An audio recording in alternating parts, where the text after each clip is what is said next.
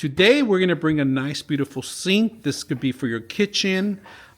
Beautiful, nice brushed gold, if you guys can see it. Now, a couple things are included. This is actually for the actual drainage here. They give you the cover, matching the internals, all right? So I like that part. And this is a cover in case you just wanna make sure you just wanna cover the actual drain itself.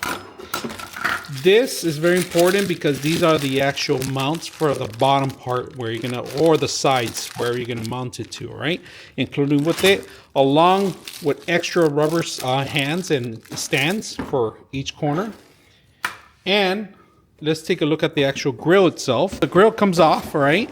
So you can remove this and say you have some plates that you don't want stuff to go on the bottom. You can do that, like spoons and so forth. That's what this is for. People use it for different styles.